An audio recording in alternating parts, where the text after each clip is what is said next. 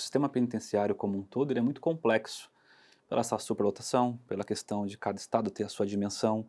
Então, assim, há um trabalho, um esforço humano dentro dos presídios muito grande, né, dos diretores, dos funcionários, de dar esse suporte necessário.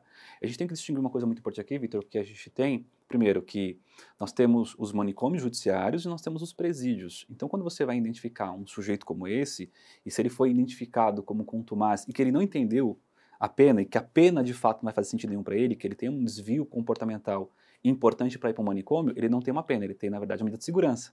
E Uhum. lá ele vai ser tratado todo o tempo por um médico psiquiatra do sistema carcerário referente àquilo. Esse outro grupo, né, que são os pedófilos contumaz, que sabem a gravidade do que fazem, têm consciência do que está fazendo e tudo mais, que são considerados, na verdade, normais para o sistema jurídico, esse daí vai ter o acompanhamento do Estado muito mais distante. Então, o que, que vai ter lá? Vai ter um psicólogo, por exemplo, para todo o presídio. Então, você imagina que um sistema carcerário com 30, 40 mil pessoas envolvidas ali, tem um psicólogo para cuidar disso. Então, eles vão dar prioridade para quê? Para situações mais extremas. Mas, como você falou, é realmente a assassinação. A gente está guardando as pessoas porque a pena ela não é eterna. Nós vamos ter aquela pessoa durante um período guardado. E assim, ela tem um dever de ser ressocializada, que seria esse o sentido da nossa planificação do Brasil, é punir e ressocializar, e Uhum. ela um dia ela vai sair. A questão é, ela vai sair e vai fazer o que lá fora? Ela está preparada? Porque como a doutora falou, não é comum e não deve ser comum para nós entendermos que alguém tem interesse sexual em uma criança porque ela não tem os atributos que adulto teria interesse em ter. Né? A Uhum. questão até psicológica mesmo de querer ter uma relação com alguém. Então, se essa pessoa tem esse desvio comportamental, isso vai ser curado? Isso tem chance de ser curado, né, doutora? Para fora, sair e isso não acontecer? Então a gente tem um problema muito grande, assim, de estrutura mesmo para entender tudo isso. E a gente está falando de estrutura, desse possível tratamento ali para evitar que isso ocorra novamente, mas eu não tenho ideia. Agora eu quero perguntar para você, com toda a sua expertise, somando aqui todos esses crimes que a gente passou, né? Claro, pode ter mais ainda, né? Tá em investigação. A imagem, a questão do abuso, eh, deles serem carimbadores. Somando tudo isso, é possível a gente, caso se eles forem Condenados, condenados, a gente pode ter uma ideia de quanto seria uma pena? acredito que passe de 30 anos de pena. Isso tranquilamente, aí pela suposições dos crimes que nós estamos tratando aqui. Então hoje a gente tem a possibilidade de ter um crime de 30 anos de condenação. Tudo isso aí. E com a hediondeza, o regime dificulta muito mais a sua saída, né? Ele fica muito mais tempo preso. Todos os benefícios que os presos têm para poder ter a progressão é muito mais demorada porque é hediondo. Mas o que nos preocupa é justamente isso, sabe, Vitor? A gente começar a entender que depois essas pessoas estarão na rua.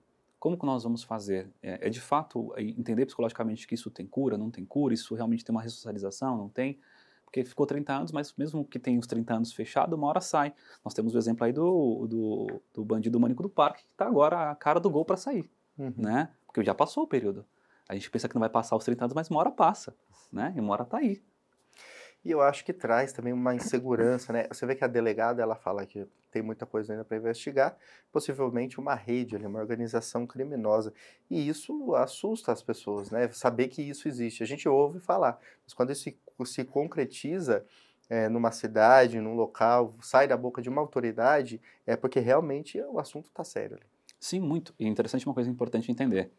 É que a gente está aqui hoje fazendo um trabalho, o seu trabalho brilhante, de fato, de demonstrar para a população, é que a gente não coloca todos o que acontece todo dia.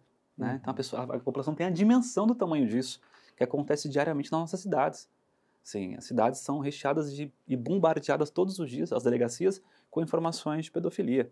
Então a gente tem que tomar um cuidado, a gente tem que ter esse cuidado de explicar à população. E principalmente uma coisa muito interessante, que a gente já fez muito, Vitor, que é ir nas escolas ajudar as diretoras e professores a identificarem esse tipo de situação, né, que é muito importante.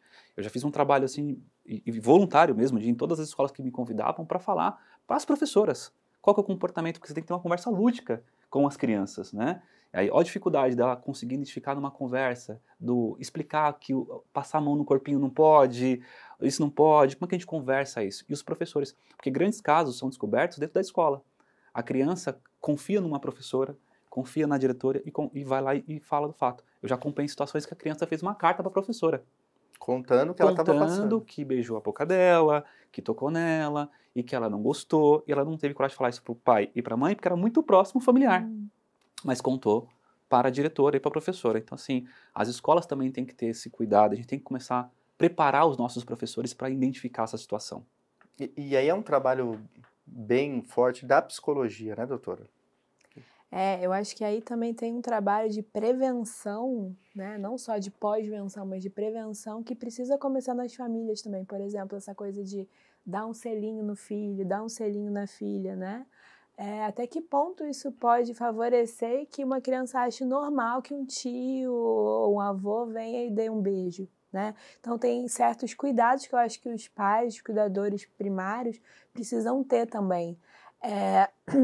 De dizer que você não pode ser tocado, né, nas suas partes íntimas por pessoas além da sua mãe, do seu pai, de um médico com o pai ali presente, com a mãe ali presente. Isso tudo precisa ser trabalhado também, porque tem algo do incontrolável dessas pessoas, né? A gente não vai dar conta de tudo, mas avisar e instruir as crianças eu acho que também é um trabalho importante.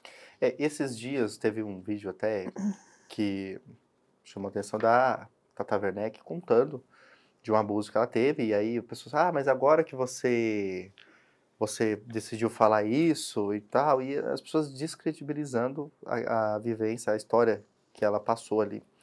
Eu acho que cada vez mais comum, conforme vai evoluindo, e deve ser assim, né, a humanidade, as pessoas reconhecerem. Às vezes a pessoa passou por um abuso e nem sabia disso. E ela vai lembrar, e isso tem ocorrido bastante hoje em dia. Pessoas que sofreram isso na infância, na adolescência, né? E hoje em dia ela tem um esclarecimento maior, né, doutora? Tem alguns fatores aí, como muitas vezes a gente escuta da culpa da própria vítima, né?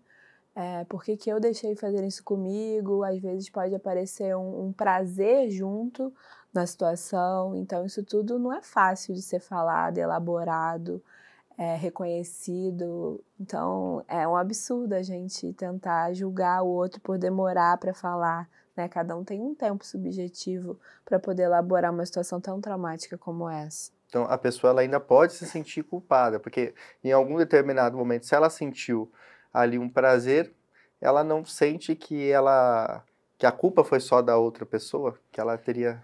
Ela pode se sentir culpada por sentir um prazer, por estar com determinada roupa. A gente escuta muito isso de mulher, né? Por que você estava com essa roupa também? Por isso você foi estuprada, né? Então, essa culpa que muitas vezes a vítima sente é outro dificultador nessa elaboração psíquica, que já é tão difícil, né?